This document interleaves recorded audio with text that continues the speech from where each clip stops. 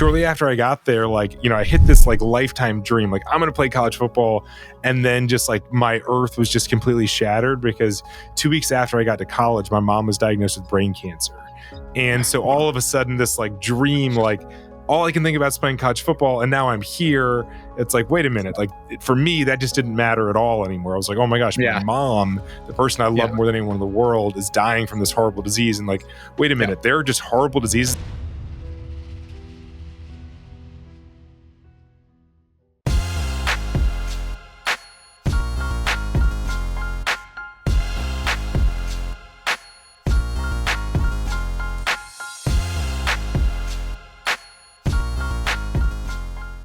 All right, you're listening to Hawk Talk. I'm here today with David Fajgenbaum. How you doing? Doing great. Thanks for having me on. Yeah, thanks for coming. So, of course, I got to imagine you're in the delivery room the day your mom gives birth and you're like, that's it. I got to cure the world of diseases. You never left the hospital. You just stayed put, right? That's right. I stayed there and I haven't left yet. Yeah, perfect. But yeah, take me back. Where are you originally from? Grew up in Raleigh, North Carolina. Okay. And what did your parents do growing up? Like what were you kind of surrounded by? So my dad was an orthopedic surgeon, so I sort of had a little bit of exposure to medicine. Okay. My mom was full-time with me and my sisters, and I was just completely obsessed with football. I grew up just like all I wanted to do was play college football. My parents are actually not from the States. They're from Trinidad and the Caribbean. And for whatever reason, college football was just all I could ever think about wanting to do. When did that start? Like how old were you when it kicked in? About 10 years old. Growing up in Raleigh, there's UNC, there's Duke, there's North Carolina State. There's a lot of college sports. And so I just got the bug, and that's all I could think about. And so prior to 10, were you always athletic? Were you always doing sports, or was football the thing that got you in? Yeah. Yeah. So is that like from when you could remember? Yeah. I mean, there's like home videos of me as like a 2-year-old where like I always have a ball in my hand. Yeah. And your dad, I mean, orthopedic surgery usually is the most of the people I know that get into it are athletes and people that like how the body moves. So was that your dad too? Yeah, partly. I mean, I think the other part was that he took care of a lot of athletes. So I would see him taking care of athletes. And so that was probably more so just that his work involved, working with a lot of, professional and high level athletes. So I think that partly was part of it for sure. Oh, it's cool. So that didn't dissuade you because, I mean, you're seeing the downside of being an athlete when you're sitting with an orthopedic surgeon. That's right. So, you think it could have had the opposite effect, right? It could have been like, I don't, whatever they're doing, I don't want to do that thing. Yeah, exactly. But fortunately not. But honestly, if you're exposed to what could be the worst and you're okay with it, then I guess that really opens it up. Like, it's funny. I had a conversation with a couple college students that came to shadow me yesterday. And I was like, there's the perception of the job and the reality. And with athletics, it's like, you think the job is glory of standing in the, end zone. And you realize like there's a lot of stuff you got to do to fix your body all the time. For sure. Unless you're the Eagles and then you pull it off pretty easily. We just had the Super Bowl success. We're pretty excited about that. The same, my 2.5-year-old daughter called the Eagles at the beginning of the game and had no idea. Like she for some reason loves football, and I didn't grow up. Like I always enjoyed sports, but like my house was not a sports household. So it was like watching football and seeing my 2-year-old daughter to love it. And like I really didn't get into it till college when I had roommates and stuff that loved it. It's like, this is fun. It's awesome. So she was rooting for the Eagles the whole time and kept yelling touchdown whenever a play happened. It was fun. I love it. But yeah, so you growing up in Raleigh, you start getting into football. Did you start playing right away at 10 years old when you got into it? Yeah. I started playing towards the end of elementary school. Cool. And what exposed you to, like, when you say you fell in love with it, like, was it playing or did you actually like see college games? Did you go to a Duke game or what was it? Yeah, it was both. So my dad took care of the NC State football team. And so I would go to all the NC State games and see the players there. And just quickly got into obviously the sport sort of physical aspect of it, but also sort of learning more about the cerebral aspect of it. And football is just, it doesn't look like it, but it's such a cerebral game, and sort of loving the strategy behind it. And I was in love. Love that. And when you started doing it, again, you said you were pretty athletic as a kid. When you got out on the field, were you a great player? Were you like, oh, I'm going to be one of the best at this? This is like from the beginning, you were a natural?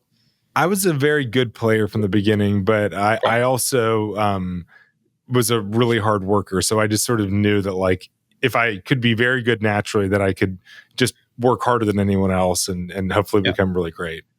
Where did that come from? Like, I'm always curious. Like, you see that with the Kobe Bryants of the world, the Tom Brady's. Like, yes, they were decently talented, but the hard work is really what gets them there. And like, always wonder how you get that innately. Yeah, I think that I got some early positive feedback where like, from my elementary school teams, I was like the only kid in the off season that was like running and training constantly. And I was like a lot Yeah, better from like one season to the next season. And I would get yeah, that like positive feedback of, wow, like, yes, I might be 11 years old and I might be getting up at 5:30 a.m. to go running before school, and no one else is doing that, but like it's paying off. And so I think getting some of that positive feedback that the hard yeah. work was starting to turn into results became sort of self-fulfilling. And what did it start with you just deciding I need to get up and run, or did like a coach or your parents or someone say, "Hey, if you want to train, it's going to help you," or did you somehow It was just come up? totally self-driven. It was just sort of like Wow. once I started training and getting like I was like, wow, the more I run, the faster I get. The longer I run, the longer I can run for. The more I throw, the Yeah, further I can throw. And it was just like it yeah, was about that simple. And then it's like, well, and if I just did it like all the time, I could get like a lot better. And so yeah, it was the opposite. And my parents basically yeah, were like, would you please stop? Like you just need to relax. And I had like poster boards all over my walls of like how fast I was running, how far I was throwing, like oh, that's cool. all that sort of So you stuff. really you gamified it too for yourself to really like I did. start competing with yourself. That's awesome. Yes. And so, uh, basically, from then on, was it just like I'm going to play college ball and I'm going to the NFL? Was that the vision? It was all about college football. I never had Okay. thought about professional, but it was like, yeah, my dream is to play Division I college football. I want to be a quarterback in a Yeah. Division I school, and that was really Yeah. all I could think about. And to that point, you might already have answered it. Were there any thoughts of like what you would do post college at some point before college? Like, were you ever like, and this is what I'll do the rest of my life? Maybe I'll go into my dad's business or nothing? There was enough of an interest in health that it was like, maybe there's something in health later on. Maybe it's Yeah. diet or physical activity. Maybe Yeah. it's medicine. I don't know, but something in the health world because I But just love that sort of stuff. yeah, but something beautiful about also living kind of more in the present. Like, this is the goal right in front of me. I don't know what I'm going to be doing after that. A but this is what I'm singular doing. goal. Yes. Yeah, exactly. And so, how was that process? Did you feel like, I guess, all through high school, were you confident that was going to happen? And it always was like, kind of not that it was easy in the sense of you worked hard, but you were always had that confidence, or were there some points where you're like, I don't know if I'm going to be able to do this? I think there was definitely questions. Will I be good enough? Will playing college football is unfortunately it's mutual. It's you might want to Yeah. do it, but then someone else Yeah. has to want you to do it too. So there's a lot of uncertainty. But yeah, for me it was like I'm just going to work harder than anyone else. And so Yeah. if there's any chance that that I could play, that I will. And Yeah. and yeah, ran into a bunch of setbacks my senior year. The first scrimmage in my senior year, I broke my collarbone into 3 pieces and required surgery. My dad actually operated on my shoulder Wow. to try to get it back into place, and ended up playing midway through the season. So I was able to overcome some adversity, but definitely didn't know if it would all work out. Yeah. And so, how'd it go? What happened post high school? Yeah, so I ended up getting an opportunity to play college football at Georgetown. And you may not have known that Georgetown University has a football team, but we're definitely not known for our football, but we do have a Division I team. We play in the Patriot League. And so got this opportunity and, went from high school to starting to play at Georgetown. And shortly after I got there, I hit this like lifetime dream. Like I'm going to play college football. And then just like my earth was just completely shattered because 2 weeks after I got to college, my mom was diagnosed with brain cancer. And so all of a sudden this like dream, like all I can think about is playing college football. And now I'm here. It's like, wait a minute. Like for me, that just didn't matter at all anymore. I was like, oh my gosh, Yeah. my mom, the person I love more than anyone in the world, is dying from this horrible disease. And like, wait a minute, there are just horrible diseases that just like kill people that we don't have treatments for. And so all of a sudden that like laser focused desire that I had, the charts on the wall that were all about playing college football, all became, I want to go into medicine. I want to take on diseases like this. If there are things like brain cancer that can just kill amazing, wonderful, beautiful people, I want to spend the rest of my life trying to stop that. And was that like literally instant that day that kicked in, or like how quick before you were It was as close to instantaneous. It was within days. It was like, got the phone call from my dad that was like, you need to come home. Your mom has brain cancer. And it was watching my mom come out of the operating room. She'd spent 4 hours getting a large portion of her brain resected. And where I was like, I can't imagine doing anything else for the rest of my life than trying to find treatments for people like her. And I told her that. And then this is like within days of her diagnosis, like, Mom, this is all I'm going to do. That whole football thing, like I still played football at Georgetown for all 4 years. And it was like part of, what my college experience was, but it was not the obsession that medicine became. Yeah. Well, and it kind of goes to that point of like, you didn't really know what you want to do after, and then you found it. And like, it was just like, this is it. And so were you already pre-med in some way, or like, did it change your major because of that? Or well, I'd only been in college for 2 weeks, so I hadn't started. I really hadn't done anything. I'd only been there for 2 weeks, and so it was easy for me to say, okay, I'm going to be pre-med. And my mom's illness also locked me in on one other thing, and that was that I could not believe how many of my classmates were also dealing with the illness or death of a loved one in college. Mm-hmm. In college, you like don't talk to your roommates and your friends about like death and illness. It's not really, it doesn't come up, around a keg. And so what was shocking was how many of us, just based on your age, like 18 to 22 years old, like our parents, our loved ones, our families, like are aging and dealing with illness. But none of us were talking about it. So it was like I was locked in on my schoolwork and pre-med, but I was just observing over and over again that like other people were also dealing with illness and death, but none of us were talking about it. So shortly before my mom passed away in my sophomore year, so she battled brain cancer for about a year. Just before she passed away, I promised her that I would create an organization in her memory. I didn't know what it would be called. I said I'd call it AMF, which were her initials. I didn't know what that would stand for. It turned out that we actually used AMF as Ailing Mothers and Fathers, and more recently as Actively Moving Forward, but a nonprofit organization to support grieving college students. And so for me, it was like, okay, I'm locked in. I want to become a doctor. Like that. Like my charts on my walls are like human biology and physiology, and the other wall is like growing AMF. How do we reach as many college students as possible and support as many as possible? When did that kick off? When did you start AMF? So my mom passed away on October 26th of 2004. And the following Monday. How long after the diagnosis? 15 months. She was diagnosed in July of 2003, and by October of 2004, she passed away.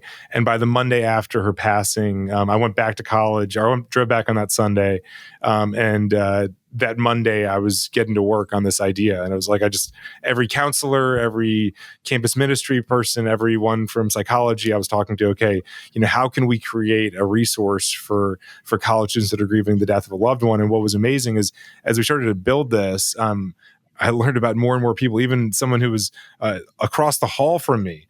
She had lost her mom to brain cancer a year earlier. And it was like, oh my gosh, there's so many people dealing with grief and loss, but none of us are talking about it. And by creating that sort of a forum for dialogue, that was huge. And then also to create a forum and a means for getting our grief out there by going to community service events and volunteering in memory of our loved ones, it became just so therapeutic. Yeah.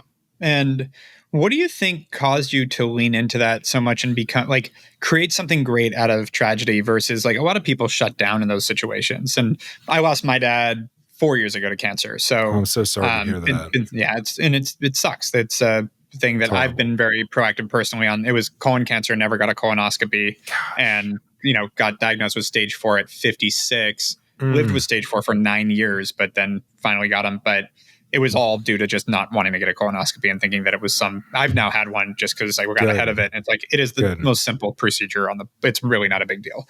But people think of it because of all the sort of almost bro humor about, oh, you're getting something in your butt. So it was like, people avoid it. And it's like, it's not a thing. But that being said, turning it into something positive versus I've just watched a lot of people around me that have had the same loss that not even going negative and shutting down, but just like not wanting to talk about it, not wanting to think about it, not wanting to have it motivate something.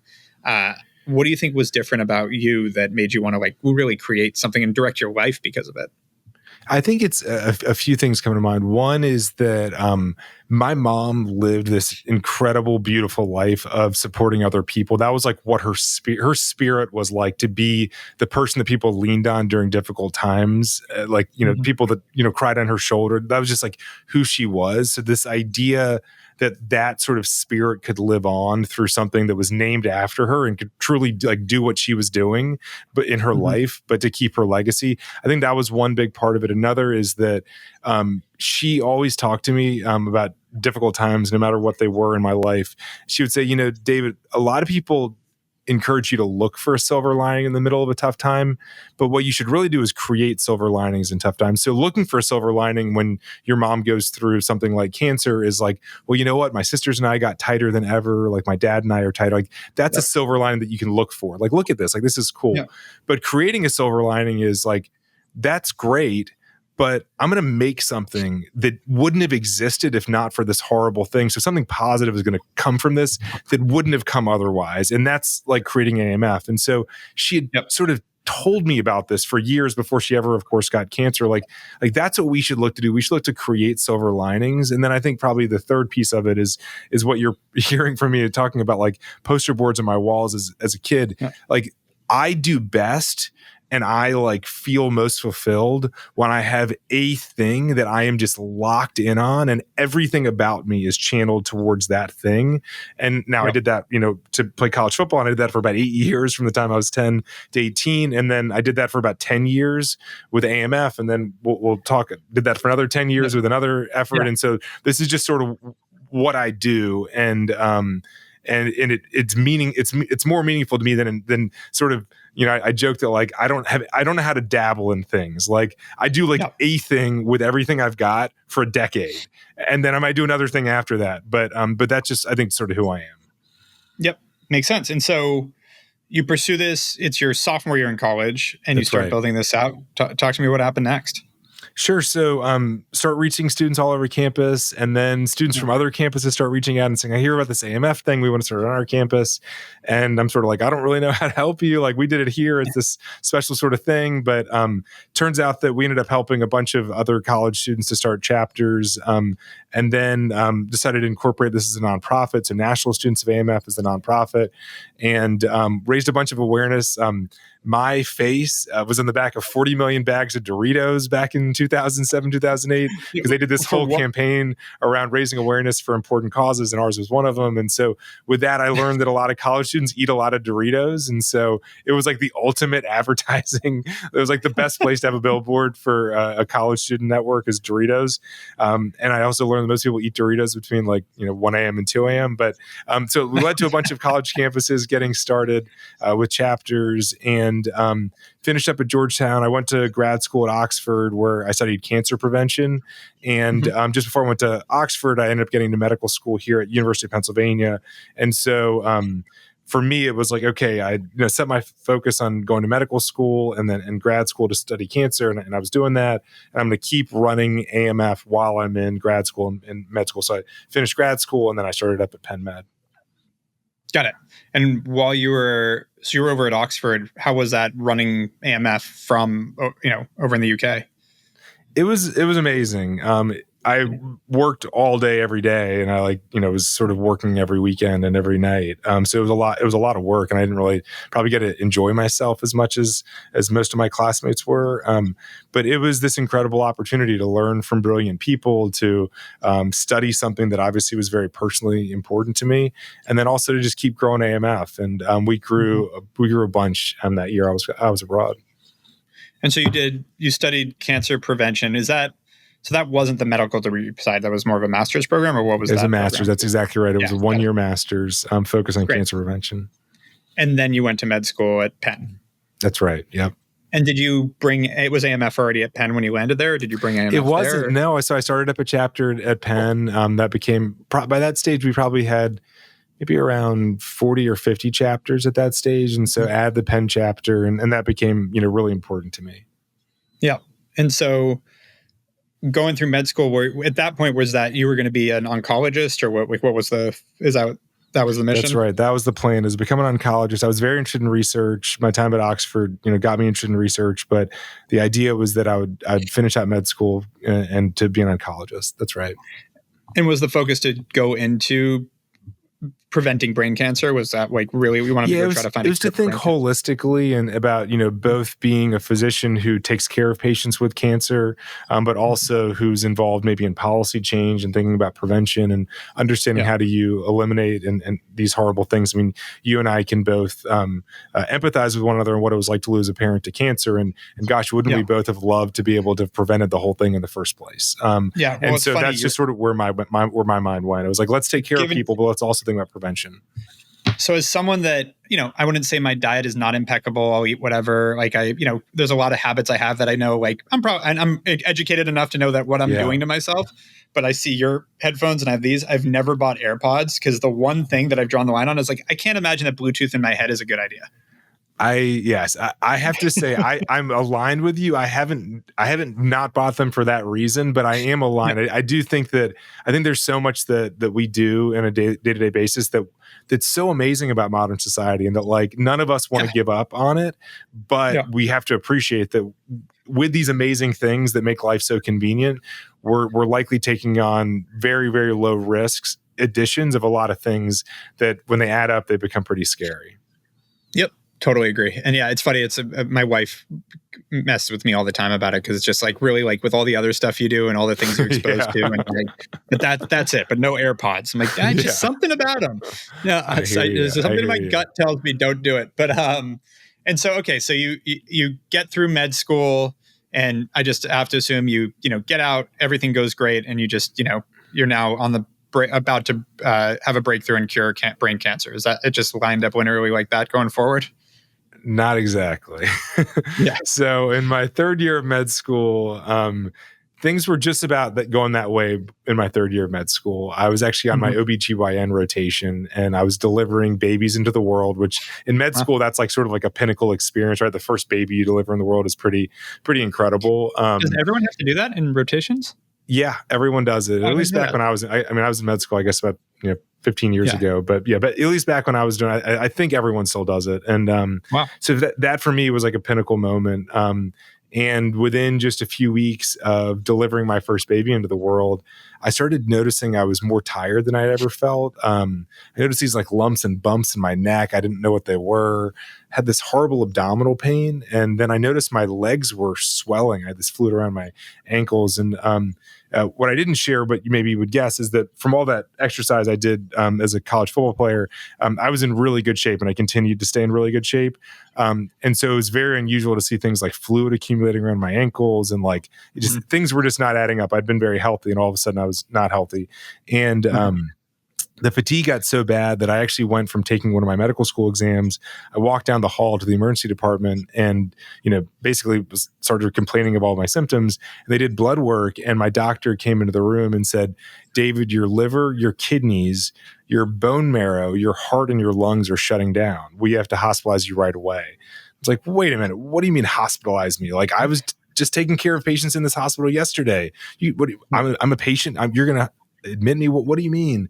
And so they admitted me, and then I got really, really, really, really sick. So over the course of the next few weeks, I gained about 100 pounds of fluid.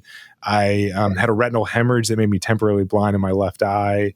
I just was in and out of consciousness for weeks and weeks with no diagnosis, getting more and more sick.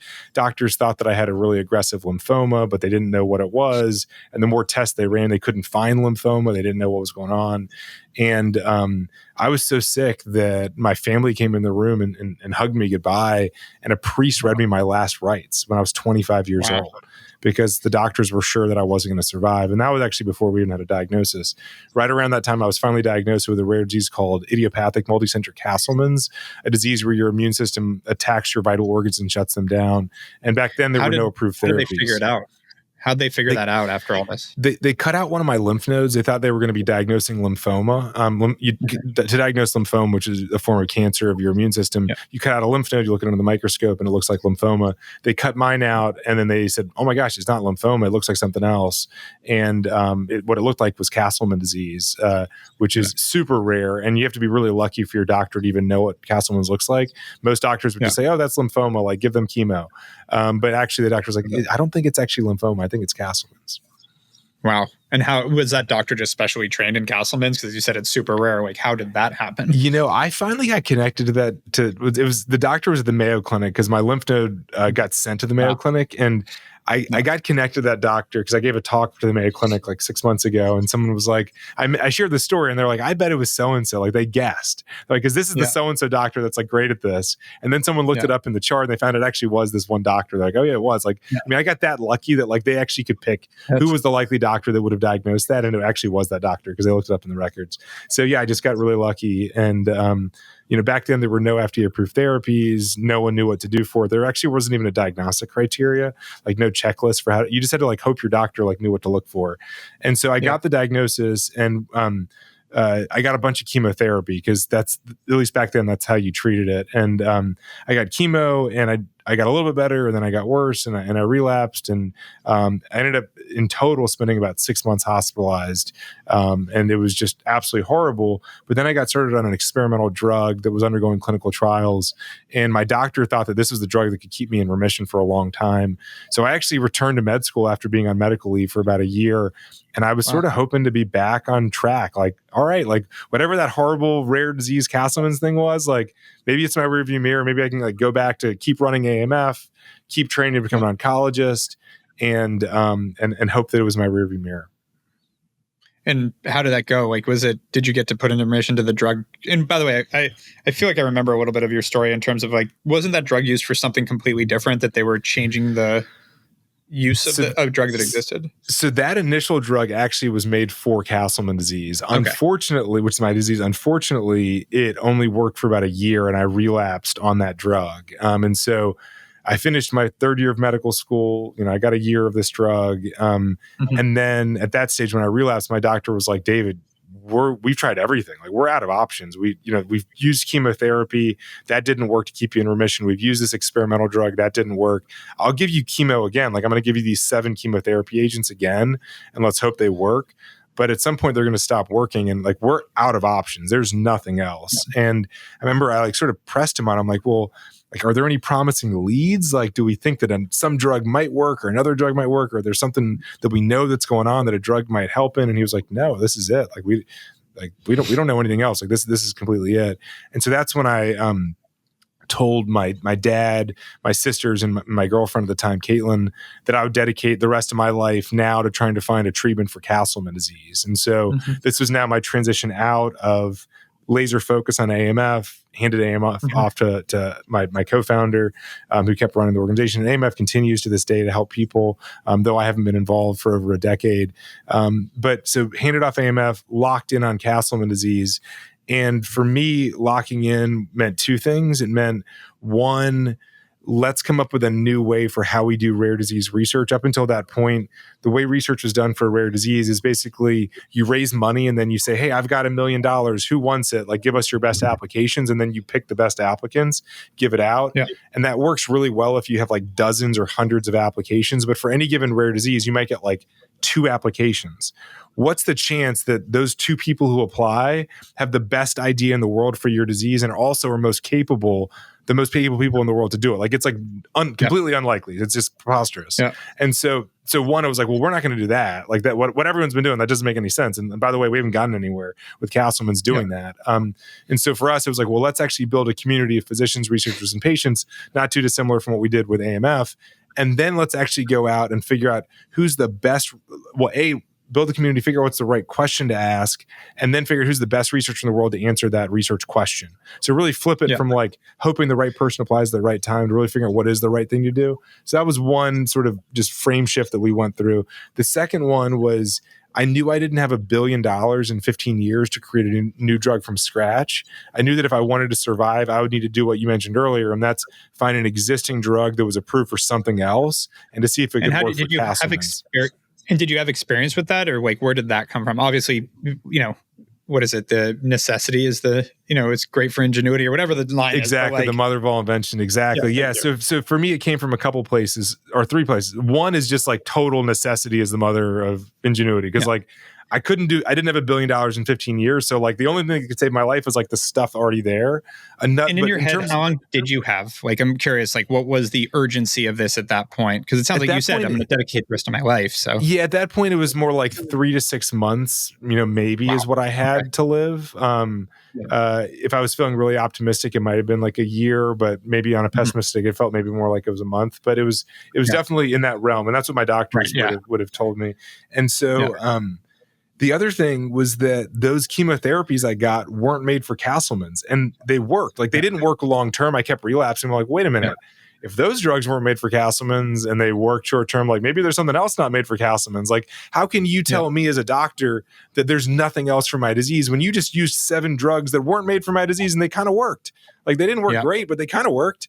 So it was like, well, maybe there's something else out there. And then also there's actually a drug that was made for Castleman's that didn't work for me, but it works for rheumatoid arthritis and it works for a form of cancer. And so I was like, wait, if a Castleman's drug can work for another disease and the cancer drug can work for my disease, like maybe there's some other stuff out there that we haven't shaken out of the tree yet. And so that was sort of, what really drove that. And then also just like, well, I didn't have the time and the money to make something new. And so for me, it became like really clear, like build this network and do this research and look for an existing drug. And I did that for about a year, and then I relapsed, and I didn't have anything. I didn't find anything at that time. And amazingly, those 7 chemotherapies saved my life again. But the good news is that even though I hadn't discovered a drug that could work, I had been storing my blood samples leading up to that relapse. So once I survived, thanks to the chemo, I went back to the lab and began performing experiments on those samples, and with the goal of trying to figure out what the heck is going wrong in my immune system and is there something that can address it. And I ended up discovering that that a key part of the immune system called mTOR was turned into overdrive. And the cool thing about that was that there's already an mTOR inhibitor that's FDA approved. It was made for organ transplant rejection. And so I talked to my doctor about trying it, and I began testing it on myself. And in the 3 years before I tested it on myself, I nearly died 5 times from my disease, spent months in the ICU. And now it's been 11 years that I've been on this drug without a single relapse. Oh, wow. So a drug that was already out there, that already existed. Already out there. It worked for the past 11 years. It had never been used for my disease, but now it's keeping me alive. And so, how many people in the world have Castleman's, give or take? Yeah, there are about 20,000 people around the world with Castleman disease. So we're talking about a rare disease, or at least my subtype of Castleman's. But yeah, there's definitely people out there.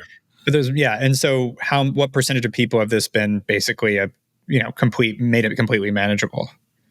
Well, the drug that I was on, that experimental drug, works for about a third of people. So it's really made it manageable for about a third. For people who don't get better on that first drug, it works for about 15 to 20% of people. So we're at about 50% of all patients that we can treat well. There's still another 50% that we've got work to do. Wow. And so in what year was this so you said 11 years ago is when you started taking this mTOR inhibitor? That's exactly right. Yeah. And so since then, I mean, you said you wanted to dedicate your life to curing this. Do you feel like you accomplished that, or like what happened next? Like what actually, to take a step back, what point did you feel comfortable you had done it? Because you've had other drugs that didn't work and, stopped working after a while. At what point did you feel like sort of a breath of like, I think we have something that'll be all right for a while at least? Yeah, it was this incredible test of time where 1 month went by and I'm on the drug. I'm like, well, it's only been a month. So let's hold your horses. And then it's like, well, 2 months have gone by. Wait a minute. And that's like 3, 4, 5. And at 5 months, I was able to get married to my girlfriend, Caitlin, on May 24th, 2014. And that was like this amazing milestone. Like, oh my gosh, we made it to our wedding day. Like, didn't think we would. Yeah. Here we are. And then, a year passed by, and then 2 years. And for a while we were measuring it in months. And it wasn't until we hit about 3 years where we went from 36 months to 37 and to starting measuring it in years. And by the time we got to 3 years, it started feeling like we did something here, right? Like if you almost die in 5 times in 3 years, and now you've gone another 3 years and you haven't had a single relapse, it was like, I think we're doing something here. Like, I think this thing might actually work. And then we started giving it to other patients and started helping them. The first 3 patients ever treated responded beautifully well, myself included. And it was like, oh my gosh, maybe figure the whole thing out, Eric. Like, maybe this is it. Like, we can just I can go retire. I don't need to keep doing research. Like, we figured it out. But then the 4th patient we treated, it did not work for them. And the 5th patient, it also also did not work. And so that was this realization that like it's not going to be 100% like we thought it would be, and it turns out to be about 15 to 20% like we now know. And so I joined the faculty. Well, I was doing all this experimentation while I was in medical school. I finished up med school. I went to business school at Wharton because I realized a lot of the barriers had to do with organization and collaboration and people working together. So I finished up my MBA, and then I joined the faculty at Penn, where I've been running this center for the last 10 years. And we've continued to look for more and more treatments. So we've discovered additional drugs for Castleman's. We've discovered drugs for other conditions like angiosarcoma and for DATA2. Mm-hmm. And so we've continued to do this sort of work. And have done it, as I mentioned, for, it's been about, it's been 15 years since I got sick and about 12 years since I started doing this kind of research. And then fast forward to a couple years ago, when at this stage, we've now saved thousands of lives with drugs that weren't made for their diseases. And it becomes pretty apparent that artificial intelligence would enable us to scale the kind of work we were doing in my lab, one drug, one disease at a time, to really think broadly across many, many more diseases at a time. And so I co-founded a nonprofit called Every Cure 2.5 years ago with my co-founders, Grant Mitchell and Tracy Sikora, who brought really important expertise in the world of AI and also in patient advocacy and rare disease. And we started this nonprofit called Every Cure, which is on a mission to unlock the full potential of every approved drug to treat every disease possible. Because we have this foundational and fundamental belief that if there's a drug that is approved for something and it's at your local CVS and it could treat something else, we believe fundamentally that we should figure that out and that you shouldn't suffer if there's a cure that could be sitting there at your local pharmacy. So launched that 2.5 years ago, and this nonprofit is laser focused on finding more uses for existing medicines. And so is that being run by let's put in all the symptoms people deal with, not symptoms, but cause of the disease people deal with, all the drugs that solve those. Like you said, the mTOR example. Yes. This is a problem. And my mom's actually a kidney transplant recipient. So oh, wow. So has she been on sirolimus or cyclosporin? I don't know. I haven't heard those two. She's told me some of her medication, but not all of it. So I'm not sure. Yeah. Okay. Yeah. Well, I'm sorry to hear that she's gone through that. Goodness. I mean, to her credit, she went into kidney failure for a year, and then got one of her friends gave her one, and it's been 2.5 years, knock on wood, and she's been good. Beautiful. So her kidney function's great. So yeah, worked out. But it's interesting. Again, that example of one of those drugs, you really just need to create this web of here's all the symptoms, here's all the drugs that apply to those, and what else do you deal with? And that's awesome. That's exactly what it is. And we call it a biomedical knowledge graph, but basically it's just exactly as you described. It's a web of every drug, every disease, every gene, every protein, and all the connections between them. We know this drug affects this protein. We know this protein's important in this disease. And then we just map it all out. Every drug, every disease, every gene, every protein. And then we train AI algorithms on known treat relationships. We know sirolimus is a great treatment for organ transplant rejection. So we train the algorithms, look at this pattern. This is what it looks like when it works.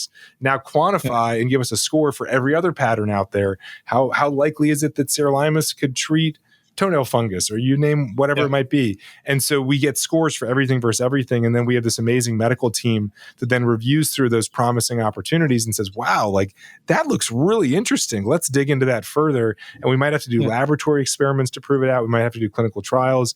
In some cases, we come across things that are the data is so strong that it's just a matter of raising awareness and telling people hey, this drug really works for this disease. We just need to go use it. But unfortunately, our medical system fails in a lot of cases. If the finances don't add up. So if the drug is generic, which 80% of all drugs are generic, then there is no company that is incentivized to find a new use for that drug. Because once a drug's generic, there's now multiple generic manufacturers who all sell the drug for pennies of profit per drug, per pill. And so there's just no one in our system who's incentivized to find a new use for a generic drug. And gosh, 80% of the things that we have within reach, they're all already generic. So how do you solve that? I mean, obviously, I know you don't have maybe the solution, but how could you potentially start to solve that in the sense of obviously we run in a capitalistic world and society, and so the economic incentives do apply, but is it that you've got to get a company that, if you get a company that sells the drug for twice as much and uses that 50% markup to have marketing budget, but that marketing budget to drive it, is that a solution? Or how is it that you can get a company, again, you discover one of these and go, hey, I know you're making pennies on this. Instead of pennies, let's make dimes, but invest those dimes back into marketing it so you can actually hit a lot of people. That is an economic model, but it's a great question and a really important suggestion. The challenge with generic drugs is that once a drug becomes generic, anyone in the world can make a copy of it. So like, right. if you start charging more like dimes, then there's just 5 more generic manufacturers that come in, and it comes down to pennies. And then like, it just, there's this cycle where if you're ever profitable with your drug, a new generic manufacturer is going to come in and drive down the price. And so the only solution that we've come up with is not to increase the price to then have a marketing budget, but actually the solution we've come up with is to say we're going to do this completely independently from generic drug manufacturers and from drug companies. Literally, when we find that a drug works, and I'll give an example of leucovorin for a subtype of autism where kids don't get enough folate in their brain, but if you give them leucovorin, it actually gets folate in their brain develops, improves their speech. It's pretty incredible. But leucovorin is super cheap and old and generic, and so our solution isn't to try to like work within the generic manufacturers. The solution is actually just to get the word out about kids with autism often having antibodies against the folate receptor, and then getting the word out that if you have an antibody against the folate receptor, leucovorin might work for you. And that this is the data. Like, these are the 3 randomized controlled trials. You can look at them, and it's about getting it out at a lay audience level. It's about getting it to doctors, to patient advocacy groups. It's so that's how we're sort of taking it on, which is to say that once a drug is approved for one thing, a doctor can prescribe that drug for anything they want. It's called off-label prescribing. Right. And 20 to 30% of all prescriptions every day are off-label. Doctors are literally constantly writing drugs off-label. Yep. And so it's a proven path, but the key is to get the evidence in a digestible form that like busy doctors and patients can quickly and easily understand this is the evidence. And we don't want anyone to take any of these medicines where it's not going to help them. And that's the cool thing about when you don't make any money off sales, there's no perverse incentive to sell it. Like we don't make any money at all off people getting the drug. We just want to help people. And so it makes it a lot more objective. Obviously background's marketing. So now I'm thinking about like all the ways you could do that. But I feel like building a database I feel like every doctor would want to sign up to a newsletter that's like, I'm only going to email you when we find a breakthrough with a new drug that could treat a new disease. And I'm just, the only email you see in your inbox from us ever, I'm not going to spam you. It's just, here's the new one. I love just so you know. And so it's like, they know when they get an email from you, it's, quality, and that's it. Because it's not, unless you're, coming up with 10 drugs a day and they're just getting spammed, which it sounds like, that'd be great, but doubt that's what's happening. I love it. I'm actually literally writing it down on my to-do list. We let's set another time we can talk about the marketing stuff and not take the podcast. But it's seriously, like, it comes down to so many easy things you could do there because, I know that the medical system gets a lot of flack in the capitalistic side of the medical system. And most people become doctors because they want to help people. And almost all doctors want to help people. And so if you can just create the opportunity for them to do more good, I think they're going to do more good. And so it's just reaching them, which the nice thing is I've got to imagine there's a database of all the doctors you need to reach that you just plug into. It's not going to be difficult to find those people. And so, so you've built this out for the past 2.5 years. You've found some drugs that could be used for unintended outcomes and it's gone well. What's next? What do you think's coming down the pipe for you? So what's next is really taking advantage of this incredible opportunity. So we got really substantial funding from the federal government about a year ago, and then also won something called the Audacious Project, which TED puts on. The people who do TED Talks, they give out this thing called the Audacious Project. And so we received funding from Audacious. And we have this amazing 40-member team of the smartest data scientists, PhDs, and medical doctors and drug developers that I've ever been around.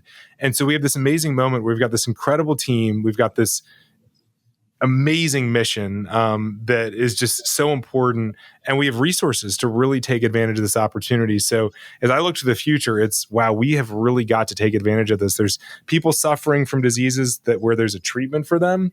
And we are uniquely positioned to be able to match those drugs to those diseases and help those patients. And so it's this really exciting, at least as I look to the future. And as you can tell, I'm fairly myopically focused, right? I'm like, this is what we're doing right now. Like, it's sort of, there's a bit of a theme that's come from this, right, Eric? This is the equivalent of my, my posters on the wall. And I've got, if you could see it, there's a lot of writing on these walls. And actually, right, you actually can see it on my window. Yeah. So, so where we are now is that it's all about how quickly can we get drugs into people and how much impact can we have in people? And so, it's sort of a bit of a full circle moment, I guess, where, I've gone from laser focus, can I play college football one day, Can we help as many college students that are dealing with grief as possible? Can we save as many lives with Castleman disease? To can we repurpose as many drugs as possible? Love it. And so last question for you, for someone else that is trying to pursue being great in their field, being the top of what they do, what's something you wish you heard or you did hear that helped? Like, I mean, I guess, the focus that you're referring to is, commendable and also has definitely enabled you. Like, what is something that really drove you to that ability? Yeah, I think that a few things come to mind. So I think that there's nothing that beats focused effort. Adam Grant talks about this a lot. It's like the amount of time you can spend locked in on a problem where there just are no distractions. You're just going to make a lot of progress. I think with that, I think you use the term like, greatest in the world or most impact possible. If you want to be in that realm, you have to work harder than anyone else in the world. And like, not like a little bit harder than most people, but like harder than anyone else in the world. If you want to be better than anyone else in the world, everyone else in the world at something. And so it's being willing to put in the hard work and know that like you're not always going to get the results. I mentioned earlier I played football at Georgetown, and we my sophomore year we got these T-shirts, and the back of them it said E equals R. And we didn't really know what our coach was talking about, but it stood for effort equals results, and that was like sort of comical to us at Georgetown because like we put a lot of effort in and we like never won, like we never got the results, and like that equation was always wrong, which was it was basically effort way better, way greater than results. But I think that that's just a lesson for all of us is that like you have to outwork everyone. And then you have to realize that effort is not always going to result in results. And like, but if you want any chance at results, you better be willing to outwork everyone, but you also have to be prepared that you can outwork everyone and you can still lose, most of your football games. So I think those are a couple things that stand out, but I think it's also just the importance of team. I mean, that's definitely something I learned from football. There's no sport I'm biased, but no sport in my mind that requires the same level of team coordination and collaboration as football. And that's just, I think it's a great microcosm for life. Like we all bring different things to the table. We all have different strengths and weaknesses and ways that we can contribute to the end goal. And yeah, if it was just me working on all these things over the years, I would never have gotten close to achieving any of them. But with an amazing team, we've been able to do a lot. Oh, love it, David. Thank you so much. This has been awesome. Thank you for coming on Hawk Talk. Thanks so much for having me on. This has been a lot of fun. Of course.